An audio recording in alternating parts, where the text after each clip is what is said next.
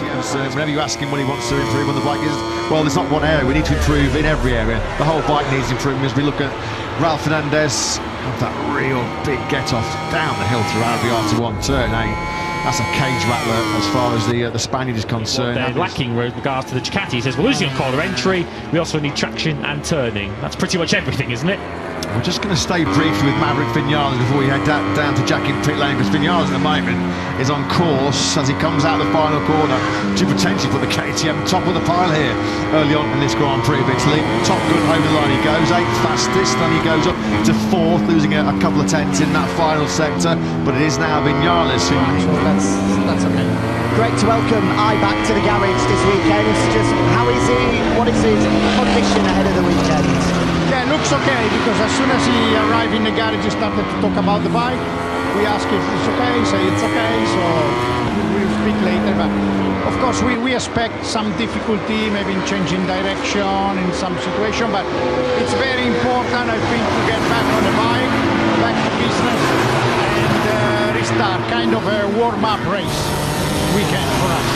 And as the guys mentioned, I have to touch on the performance up to pace already, and yeah, good lap time, but also good approach, good understanding, despite there's a lot of, because you know that's a lot of different brakes, the engine power and the Michelin tires and everything. So I think he managed quite well. It was a good, I think it was a good idea to allow him to test, and yeah, let's see, we made a present, and absolutely. Well, he was likely to wash out that soft front tyre. A soft front which has actually put the 93 in charge of this session. Potentially another couple of milestones coming the way of Mark this weekend. He's on course for his 100th pole position. It was number 99 last time out in Aragon. And the number 93, if he does win here on Sunday, well, it will be win number 93 of what already has been a fairly illustrious Grand Prix career. This was him just on the inside of Miguel Oliveira, fighting for his future at Pramac Yamaha. You see there Mark just getting out of shape on the braking zone. He's just going to release the braking at this point, because he knows that if he stays committed, it's not going to end well. Look at that fishtailing, wasn't he, on the brakes. He probably would have picked up some slipstream behind Oliveira, which just sucked him in that little bit hotter into the first corner. And that's maybe just affected his judgment on the braking marker. Yeah, not only was that a soft front tyre, but the information on the timing graphic on our screen, so that was another new soft front tyre. As you can see, he has now put 4 laps on his bike. We believe that was indeed the case as some more work goes on. Pecco Bagnaia is exploring the 2 options. Here were the scenes we saw earlier on. Yeah, so that was the sort of standard 340mm front brake disc, which Bagnaia has favoured throughout the 2025 World Championship campaign so far. And then it was the switch to the bigger diameter, the bigger mass 355s, which ended his, well, it was a train wreck weekend. A lot of moaning inside the KTM garages so far this season about the underperforming RC16. The one aspect that the riders will not be moaning about here this weekend is to 362.4 kilometres, which is over 3 kilometres faster than the factory Aprilia Marco Bezzecchi. Look further down the order. I mean, Binder's gone through the speed gun at the moment, 11 k's quicker than Alex Marquez's Ducati GP24. Second in the World Championship, of course, is Alex. So top speed not lacking for the KTMs. 360 kilometres an hour, that is 225 miles an hour before you brake for San Donato, which Marc Marquez is coming through. When you're braking from 360 kilometres an hour into San Donato. Yeah, here is Bagnaia then. Just really stepped out as well, didn't briefly. He thought he was going to be... he did really well, actually, just to only briefly run into the gravel trap there.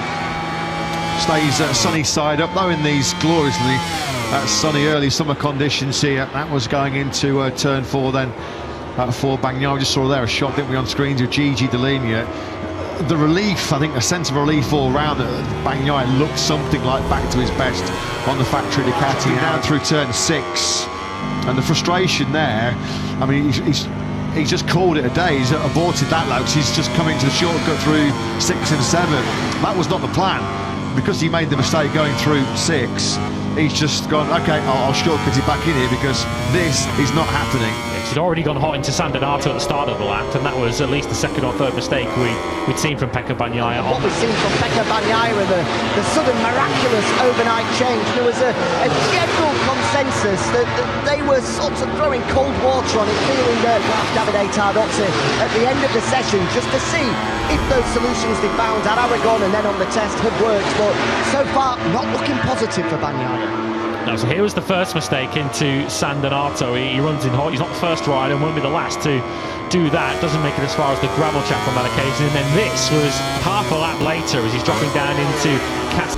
The one aspect that the riders will not be moaning about here this weekend is 362.4 kilometres, which is over 3 kilometres faster than the factory Aprilia and Marco Bezzecchi. When you look further down the order, I mean, Binder's gone through the speed gun at the moment, 11 k's quicker than Alex Marquez's Ducati GP24. Second in the World Championship, of course, is Alex. So top speed not lacking for the KTMs. 360 kilometres an hour, that is 225 miles an hour before you brake for San Donato, which Marc Marquez is coming through. Well, you're braking from 360 kilometres an hour into San Donato. Yeah, here is Bagnaia then. Just really stepped out as well, didn't briefly. Thought he was going to be. He did really well actually, just to only briefly run into the gravel trap there.